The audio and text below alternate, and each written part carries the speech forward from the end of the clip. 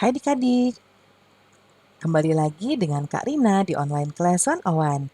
Kali ini kita akan belajar kelas 5 tema 3, subtema 3, pentingnya menjaga asupan makanan sehat.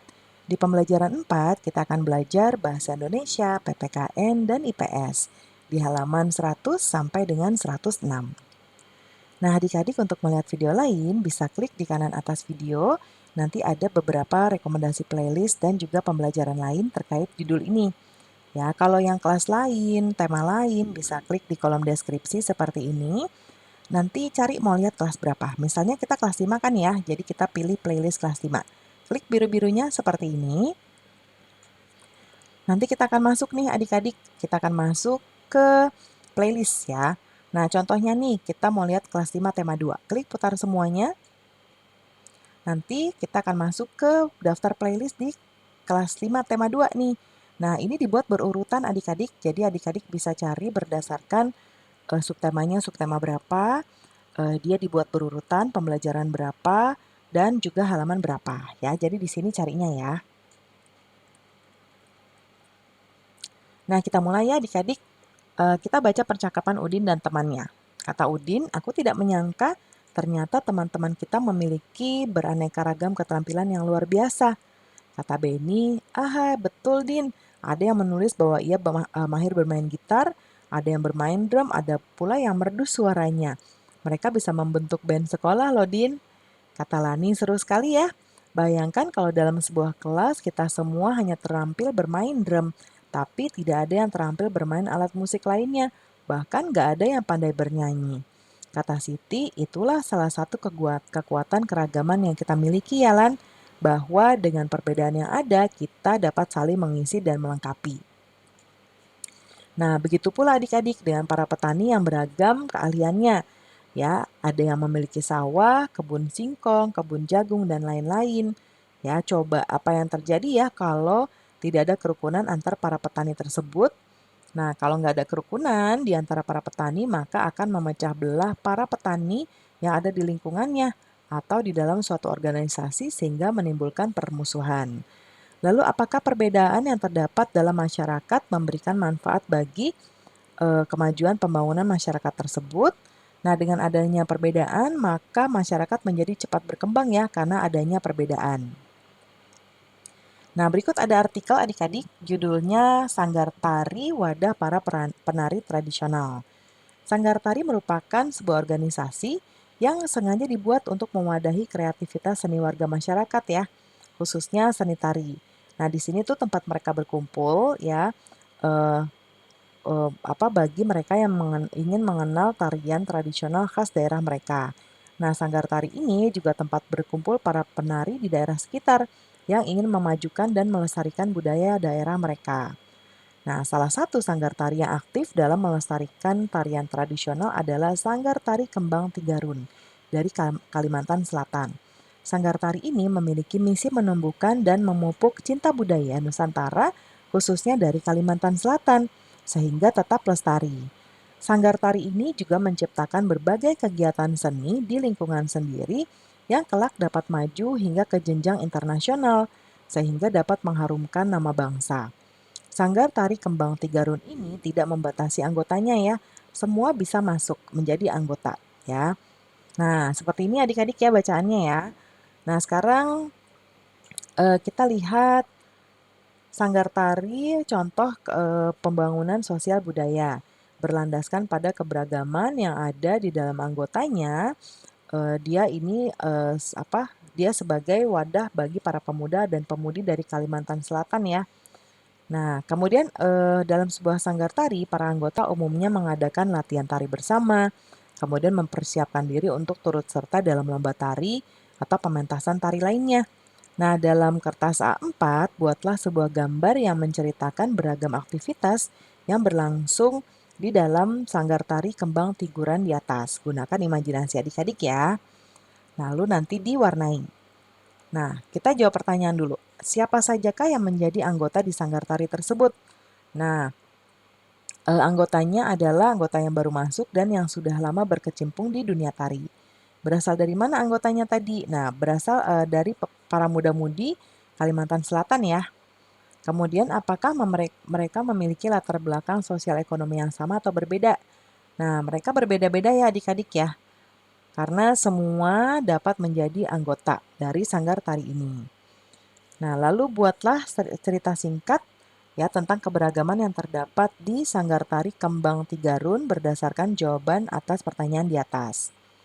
Nah, cerita singkat ya. Nah, ini. Sanggar Tari Kembang Tigarun Kalimantan Selatan adalah salah satu wadah atau tempat yang digunakan untuk menyalurkan minat, bakat, kemauan, dan kebiasaan dalam menari baik itu tarian tradisional maupun modern. Keberagaman di Sanggar Tari Kembang Tigarun ini Tigarun ya adik-adik ya, terlihat dari anggotanya yang merupakan anggota-anggota yang baru mengenal dan yang sudah lama berkecimpung dalam dunia tari. Selain itu, keberagaman juga dapat dilihat dari para penari yang ada dalam sanggar yang memiliki bakat dan kemampuan yang berbeda-beda ya. Nah, tampaknya keberagaman sosial budaya menjadi model pembangunan nasional. Setujukah kamu dengan pernyataan berikut? Nah, pendapatku adalah tentang pernyataan itu adalah sangat setuju ya, karena adanya keberagaman suku dan budaya membuat kita belajar untuk saling menghargai dan toleransi dengan sesama. Toleransi akan menghindari terjadinya konflik atau perpecahan sehingga persatuan dan kesatuan akan tetap terjaga dan hal ini menjadi modal penting terkait pembangunan nasional. Nah, berikutnya sebutkan contoh-contoh keragaman sosial budaya yang dapat ditemukan di daerah adik-adik. Ya, kalau dalam bentuk bahasa daerah, disebutkan nama dari bahasa daerah tersebut dan seterusnya. Nah, Karina contohkan di sebelah kanan ya. Yang pertama, suku bangsa. Nah, ini bisa disingkat contohnya kan Karina buat banyak ya. Misalnya adik-adik mau mencantumkan Pulau Jawa dan Sumatera aja nggak apa-apa. Nah, suku bangsa itu kita ada banyak banget ya. Ada suku Jawa, Batak, Nias, Minangkabau, Sunda, Betawi, dan banyak sekali ya. Selain itu Indonesia juga terdapat etnis Cina yang terbagi menjadi Cina Peranakan dan Cina Totok ya. Lalu bahasa. Nah, bahasa tuh juga banyak, ada bahasa Aceh, Batak, Minangkabau, Betawi ya. Lalu rumah adat juga ya, contohnya rumah adat Bolon di Sumatera Utara, rumah Gadang, rumah Joglo ya. Lalu juga pakaian tradisional ya atau pakaian adat ya, contohnya belangkon dan baju beskap, baju surjan dan belangkon. Ini belangkon ya adik-adik ya. Lalu baju teluk balengan ya dan lain-lain. Kalau berikutnya makanan khas. Nah, ini ada gudeg, rendang, empek-empek ya. Yang berikutnya sebutkan manfaat keragaman sosial budaya bagi masyarakat. Ya nih, manfaatnya yang nomor 1 sudah dicontohkan. Yang nomor 2 adalah mempererat rasa persatuan dan kesatuan. Yang ketiga, memperkaya budaya bangsa. Keempat, memperluas wawasan masyarakat. Yang kelima, meningkatkan ketertarikan wisatawan domestik dan mancanegara untuk mengunjungi negara kita. Nah, di pertemuan sebelumnya kita sudah membuat rancangan iklan layanan masyarakat ya. Nah, sekarang kita mau membuat laporannya seperti ini ya. Nah, Karina buatkan di sebelah kanan. Judul pamerannya jumlah pemerannya adalah 4 orang. Iklannya keragaman sebagai modal pembangunan bangsa. Naskahnya yang sudah dicatat juga ya. Ini boleh adik-adik catat ulang atau kalau sudah ada di buku langsung saja. Ya, Karina perlihatkan, nanti adik-adik boleh di-capture. Nah, ini baris berikutnya ya. Kata kuncinya ini. Nah, berikutnya buatlah gambar sketsa ya berdasarkan naskah. Ini ada contoh ya adik-adik minuman penunda lapar. Ya, misalnya nih lagi ada di taman. Ya, Ida duduk sendirian nih, Karina melihat dari internet ya.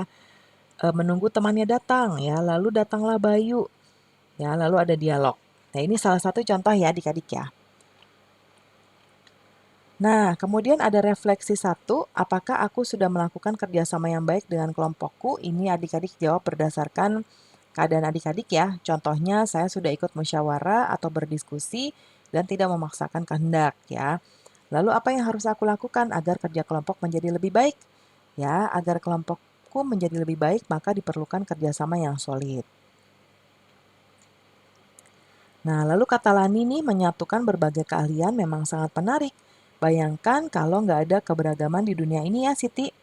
Betul sekali Lani, namun menyatukan berbagai keahlian perlu konsentrasi yang tinggi loh. Misalnya bermain dalam sebuah band. Masing-masing harus mampu berkonsentrasi agar menghasilkan nada yang harmonis. Betul sekali Siti, manusia mampu berkonsentrasi apabila kebutuhan nutrisi dalam tubuh cukup bukan?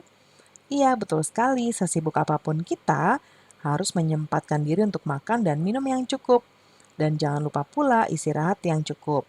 Pembicaraan ini mengingatkan saya tentang fungsi sistem pencernaan kita ya, Lani.